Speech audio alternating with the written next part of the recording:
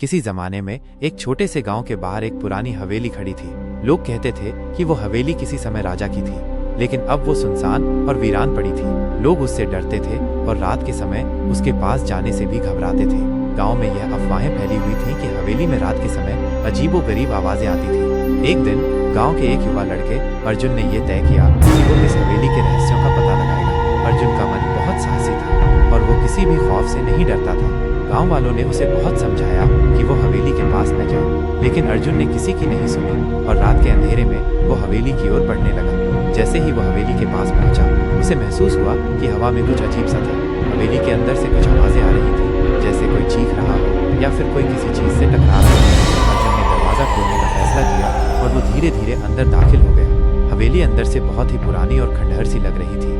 दीवारों पर सड़ी गली पेंटिंग्स थी और छत से टूटी हुई लकड़ियां लटक रही थी। एक अजीब सी ठंडी हवा उसे महसूस हो रही थी, जिससे उसके शरीर में सिहरन दौड़ गई। अर्जुन ने ज्यों ही एक कदम और बढ़ाया, अचानक दरवाजा बंद हो गया। अर्जुन घबराते हुए दरवाजे की ओर भागा, लेकिन दरवाजा बंद था और उसका खोलना नामुमकिन था। उसकी सांसें तेज होने लगी और उसका दिल जोर जोर से धड़कने लगा। फिर उसने देखा सामने एक सीढ़ी है जो ऊपर की ओर जाती थी। अर्जुन ने डर के बावजूद सीढ़ी चढ़ने का फैसला किया और धीरे धीरे ऊपर की ओर बढ़ने लगा। सीढ़ी के ऊपर एक बड़ा कमरा था। कमरे में घना अंधेरा था, लेकिन अचानक कुछ क्षणों बाद एक बत्तियां जलने लगीं। अर्जुन चौंका और उसने देखा कमरे के बीचों बीच एक बड़ा शीशा था। शीशे के सामने एक काले रंग की घनी छाया खड़ी थी। अर्जुन का दिल जोर से धड़कने लगा और उसकी आंखों में डर साफ दिखने लगा। उसने धीरे से उस छाया को देखा जो उसकी ओर बढ़ रही थी। तुम यहाँ क्या कर रहे हो? एक खौफनाक आवाज गूंजी। अर्जुन का दिल कांप उठा।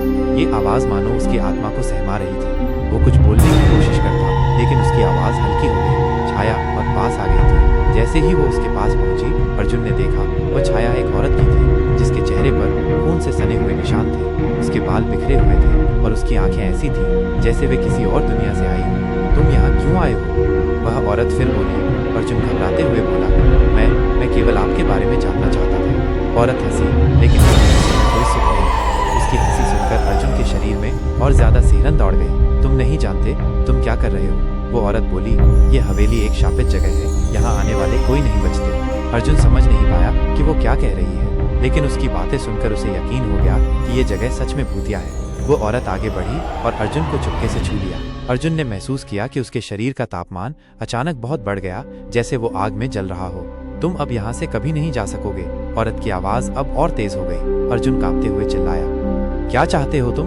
मैं और मेरे जैसे लोग जिनका ये घर था यहाँ मरकर बचे हैं। अब हम सब आत्माएं बन गए हैं और किसी को भी यहाँ आने नहीं देते। तुम भी अब हमारे साथ रहोगे।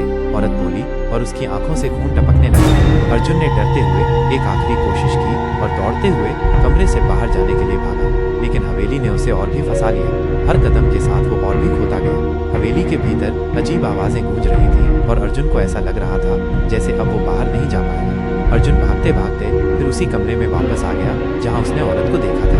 वो घबराया और चिल्लाया, मैं जा रहा हूँ, मुझे छोड़ दो। लेकिन औरत अब कहीं नजर नहीं आ रही थी। अर्जुन ने देखा एक चिरपिंग की आवाज आई और सामने शीशे में उसकी ही परछाई दिखाई दी। वो घबराया और जैसे ही वो पीछे मुड़ा, अचानक कमरे का माहौल बदल गया। दरवाजे बंद हो गए और उसकी आंखों के सामने एक धुंधली आकृति उभर आई। अर्जुन के शरीर में हर अंग सिहर उठा और उसके मुंह से एक चीख निकली। तभी दौड़ते हुए हवेली के पास पहुंचे, लेकिन वे केवल अर्जुन की खून से सनी लाश को ही देख पाए।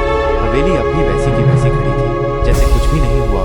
लेकिन लोग जानते थे कि अर्जुन की आत्मा अब हवेली में बसी हुई है और उसकी चीखें कभी खत्म नहीं होंगी। उस दिन के बाद से कोई भी उस हवेली के पास नहीं गया और वो अब भी डर की एक कहानी बन चुकी है।